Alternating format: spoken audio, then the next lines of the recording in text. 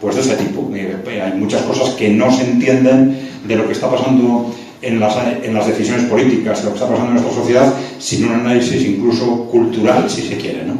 Y bueno, a esto responde un poco la presentación de hoy. Es una presentación, vamos a decir, especialmente delicada y conflictiva desde el punto de vista emocional, de valores, etcétera, y me temo que superficial, porque es que no hay otro remedio. Vamos a tocar muchos temas y algunos de ellos de forma excesivamente rápida.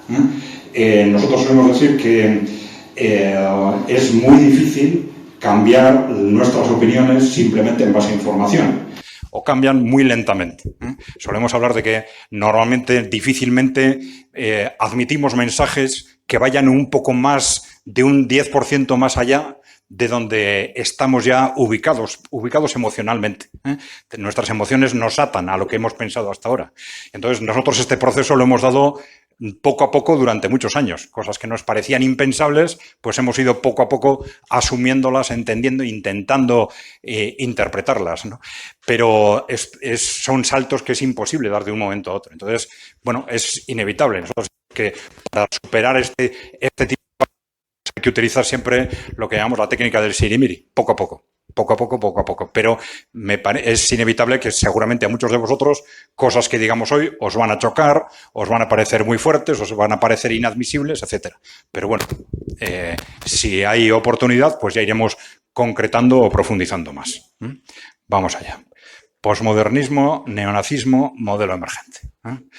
Bueno, en principio empezamos hablando del posmodernismo como lo que se suele considerar como la ideología o la cultura dominante en nuestra época. En nuestra época en Occidente, si queréis, pero en nuestra época más o menos desde el periodo, se suele hablar del periodo neoliberal desde un punto de vista económico a partir de los años 70, 80. Se suele decir muchas veces que el posmodernismo es la ideología del neoliberalismo. Pero bueno, el modernismo tiene un origen artístico, filosófico, que es anterior, si queréis, a su utilización social y política. Entonces, hay que entrar. Vamos a hablar de cómo se ha utilizado el posmodernismo para, por un lado, dotar de una cultura o de una ideología propia al neoliberalismo y de una forma cada vez más agresiva, ¿no?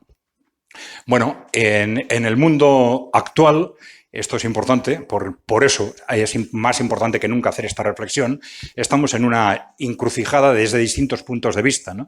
Desde el punto de vista socioeconómico, porque estamos en un modelo económico agotado. Ese modelo que se ha llamado neoliberal, a mí no me gusta la palabra, pero bueno, es una forma de llamar al modelo actual, ¿no?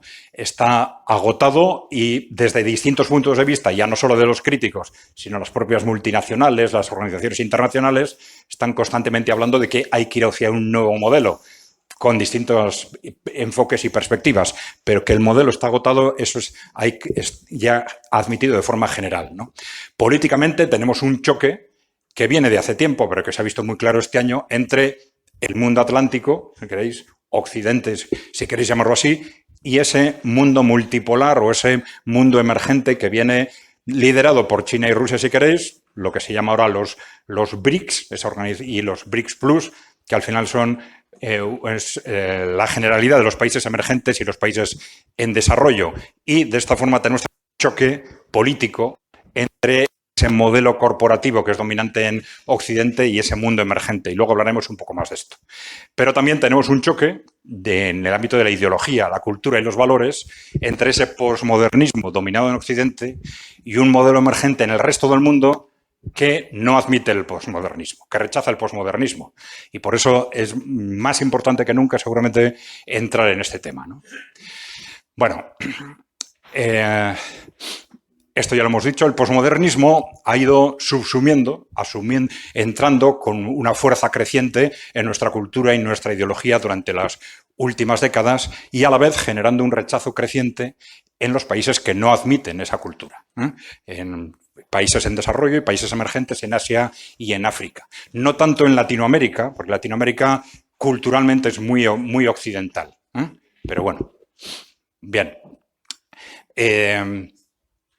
Estamos hablando de ideología y de valores relacionados con esto. ¿A qué nos estamos refiriendo? Bueno, los valores serían las motivaciones básicas de las personas, lo que nos lleva a actuar de una forma o de otra ante las opciones que nos plantea la vida, ¿no?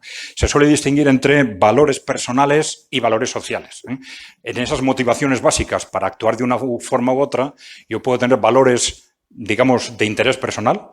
En función de mí mismo, a mí me interesa actuar de una forma, esos serían los valores personales, y luego valores sociales, es decir, desde el punto de vista del interés de la comunidad que me rodea, de mi ciudad, de mi país, pues lo que nos interesa a todos en conjunto es esto, ¿eh? Esos serían los valores sociales, ¿eh? Entonces, a la hora de actuar tenemos en cuenta valores personales y valores sociales, ¿no? Pero es muy importante entender esto, que en los valores sociales, en realidad, lo que consideramos valores sociales, hay dos fuentes, ¿eh? Tiene dos orígenes. Primero, la realidad, los intereses comunitarios o sociales objetivos, es decir, lo que realmente es interesante para la mayoría o para la población en general, de nuestra ciudad, de nuestro entorno, de nuestro país, etcétera. Y, por otro lado, los grupos de interés que distorsionan los valores sociales. Los valores sociales es algo tan importante que de alguna forma todos intentamos influir en ellos. Y entonces los grupos de interés que tienen más peso, los más dominantes, los que controlan la cultura, los medios de comunicación, intentan constantemente incidir en esos valores sociales. Por lo tanto, cuando decimos ¿cuáles son los valores sociales dominantes? Ojo, porque hay ahí, dentro de eso ahí está lo que realmente es bueno para la comunidad y lo que los grupos de interés quieren hacernos creer como bueno para la comunidad. Entonces, distinguir estas dos cosas es clave, ¿eh? Para analizar la realidad actual y para posicionarnos personalmente, ¿no? También. Bueno, la cuestión fundamental es que hay que hacer prevalecer los intereses generales, reales, sobre los impuestos por los grupos de interés particulares, ¿no? Y esto requiere, y esto es muy importante, en lo que vamos a explicar hoy, utilizar el análisis racional para identificar los intereses generales. ¿Qué es lo que realmente es bueno o no para mi país, para mi ciudad, etcétera? Analizarlo realmente, objetivamente, ¿no? Y esto supone, a la vez, evitar dejarse arrastrar por los instrumentos de manipulación, medios de comunicación, emociones, etcétera, que constantemente utilizan las élites para distorsionar los valores sociales, ¿no? Los que quieren distorsionar la realidad de los objetivos, de los intereses generales, intentan manipularlos constantemente, transformando la realidad, deformando la realidad, jugando con nuestros valores, con nuestras emociones, con nuestros sentimientos, ¿no? Entonces, ese juego entre el análisis racional y la manipulación a través de emociones es algo constante e importantísimo para entender lo que es el posmodernismo, por ejemplo. También el nazismo, ¿eh? Bien.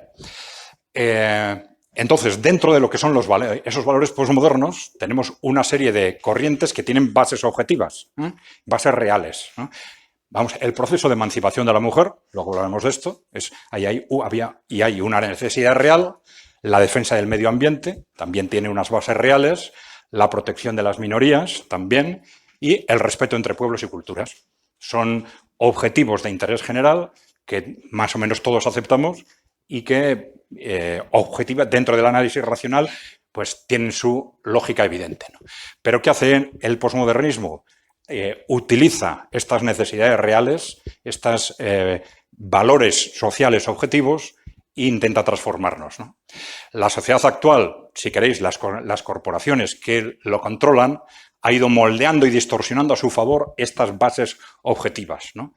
Y para ello, ¿qué hacen? Pues se evita analizar objetivamente cada uno de los retos y se sustituye el análisis racional por una constante y creciente manipulación de emociones y sentimientos. Los retos reales, las necesidades reales se sustituyen por emociones, sentimientos que son mucho más fácilmente manipulables en función de los intereses de los que están manipulando la realidad, ¿no?